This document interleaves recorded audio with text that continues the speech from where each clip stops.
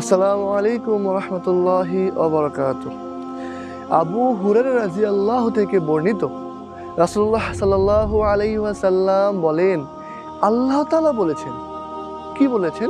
আমি আমার নেক বান্দাদের জন্য এমন সব জিনিস তৈরি করে রেখেছি যা কোনো চোখ কখনো দেখেনি, কোনো কান কখনো শুনেনি, কোনো মন কখনো কল্পনাও করেনি।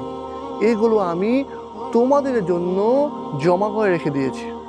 এসব ছাড়া আল্লাহ তোমাদেরকে যা কিছু দেখিয়েছেন তা তো আছেই।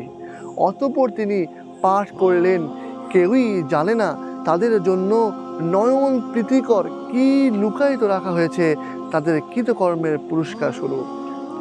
মুসলিম শরীফের 6873 নম্বর হাদিস। আল্লাহ তাআলা এই হাদিসের উপর ইয়াকিন ও আমল করার তৌফিক দান করুক। আমিন।